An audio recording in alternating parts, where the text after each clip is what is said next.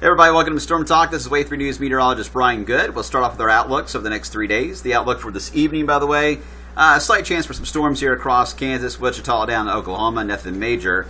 As we head throughout the day on Tuesday, there is a chance for some severe weather that could break out across portions of, there's a slight risk anyway, the Ozarks of Missouri down into Arkansas and Oklahoma, that yellow zone, that is where we do have the slight risk. Again, these are the new outlooks now this season. A little more detail. The marginal only goes up to about St. Louis, and then general thunderstorms is this lighter area of green you're seeing. And then as we head into Wednesday, that risk gets a little more closer to the Ohio Valley here. Got a slight risk out from St. Louis south and west, and the marginal now gets close enough to us to get very awful close to Jasper, Indiana, for the time period of Wednesday night. Overall, though, this will be the main threat of severe weather out of this system. Once the system gets in our area, we lose a lot of the dynamics out of that, and I'll show you why in a second. First off, this evening, it's a weak little clipper it's moving through. We've had reports of some sleet in our northern counties.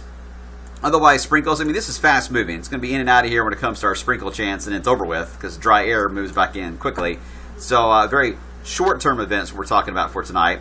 A wider view does show how this clipper, again, moving across Ohio, producing a swath of snow, and has done so in the past 24 hours from Wisconsin all the way into Ohio. If you see this little swirly queue here developing across the nation's heartland, this is a warm front that's waiting for us in the nation's heartland. That's why there could be a few rumbles of thunder tonight in Kansas ahead of that warm front. But that warm front is heading our way and should arrive here in about 24 hours, and you will notice a difference outside. Let me show you how this plays out. First, the warm front moves through later tomorrow night into Wednesday. As it does so, temperatures actually will be a little tricky. Tonight, it's going to get chilly. Tomorrow, though, temperatures may struggle through the 50s throughout most of the day. But by the time we get into the evening, the warm front really begins to kick in. So there's a chance our high temperature for tomorrow may not be met until closer to midnight tomorrow night. So it's going to be one of those situations we see a lot in these fronts where you get warming weather all night long while you're sleeping. So temperatures will gradually keep warming tomorrow night into sunrise Wednesday as the warm front moves through. Once the warm front has a firm grip on us on Wednesday, we're going to surge into the 70s the way it's looking. If we get any sunshine, we could go higher than that. Some spots it would be far from 80, in fact. Sun was a big factor there for Wednesday. I think it's going to be cloudy enough that I think low to mid 70s would be the best we'll do. But again, sunshine, the determining factor. But we're going to be firmly in the warm sector. We call that the warm sector. Anywhere south of the warm front and ahead of the cold front, it's usually a triangle shape in most cases, and that's where we're going to find ourselves late Wednesday night and Thursday morning. Now, here comes the round of thunderstorms lining up along the fronts. First round is forecast to try to move through here late Wednesday night, early Thursday. Question is the front placement for Thursday. Some of the models, including the NAM, are indicating that the front may be slow enough that Thursday afternoon, it's only right here at this point, which means there's a chance for heating to take place again in eastern Kentucky and even our southern counties, Dare County, Greene, Taylor, Marion. You may have enough heating Thursday afternoon. You could see the storms develop on top of you Thursday afternoon before they move off to the east. So there's a chance we're going to have two rounds to really deal with. Thursday night and early, Wednesday night, early Thursday morning, from mainly areas of Indiana, western, central, northern Kentucky, into the Ozarks and southeast areas of Missouri. And then there could be another secondary wave that could regenerate Thursday afternoon ahead of the front, depending on the speed of the front. Either way, with both of these situations being a line of storms weakening toward us and a new one generating to the east, our area lies perfectly in the zone of the two situations to where we likely get the lesser impacts of both. So this is not looking to be a big deal for our area when it comes to severe weather. Some lightning and thunder, some wind gusts over 40 miles per hour. Yeah, you can roll that into the factor here. That could certainly happen.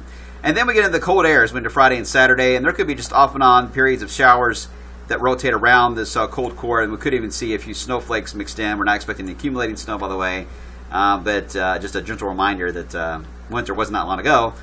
Here's a look at the GFS wind fields. Anywhere you see those reds, you're getting wind fields over 40 to 50 knots above our head. So we got good wind energy with that. We just don't have a lot of instability. Typical high shear, low instability impact. We see these a lot with overnight thunderstorm chances.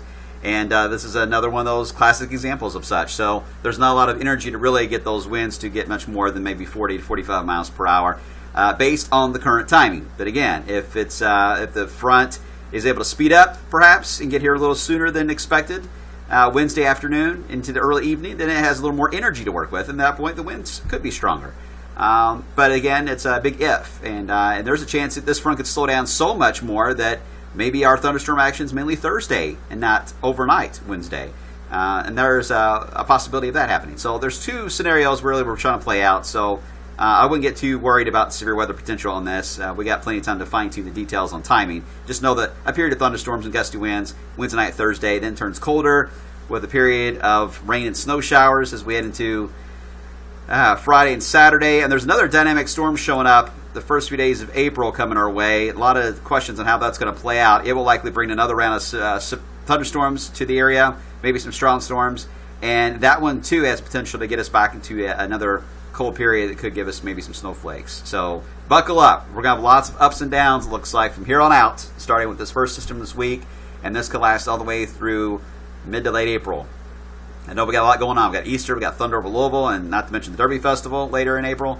So we don't want any more headaches here, but it's looking pretty active so far. So enjoy the quiet in the short term and enjoy the warmth on Wednesday. All right, that's it for right now, guys. I'll have another update coming up for tomorrow. Have a good one.